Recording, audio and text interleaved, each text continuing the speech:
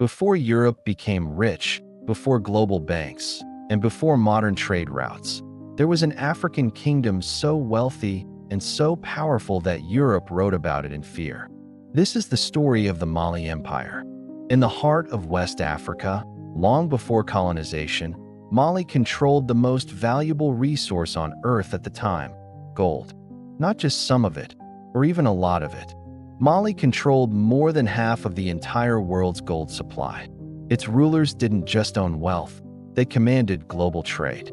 Vast caravans stretched across the Sahara Desert, carrying not only gold but also salt, precious books, and knowledge.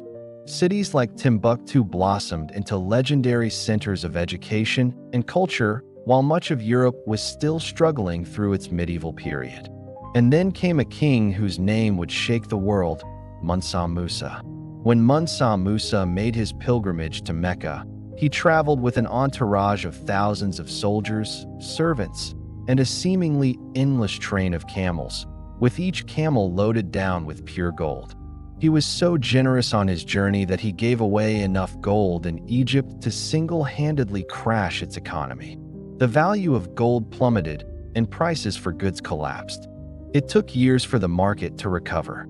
After this, European maps began to change. Cartographers started drawing African kings holding nuggets of gold, not as mythical figures, but as a depiction of real, formidable power. Mali wasn't just rich, it was highly organized. It had a sophisticated system of laws, advanced administration, universities, and vast libraries at a time when Europe was still mired in feudal wars. But immense power always attracts attention. Over time, global trade routes began to shift. Internal conflicts started to weaken the empire's unity, and new, rival powers rose to challenge its dominance. Slowly, the Mali Empire faded from the world stage. It wasn't conquered in a single battle or erased overnight.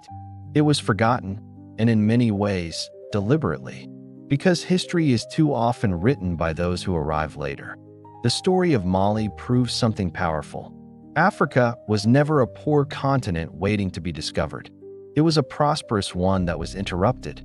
If an empire like Mali could rise to such heights without modern technology, just imagine what is still possible today. This story isn't just history. It's a reminder that greatness can rise from anywhere, and it can absolutely rise again.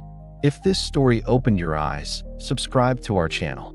Turn on notifications, like this video, and let us know in the comments. Why do you think powerful African empires were erased from mainstream history? Thanks for watching.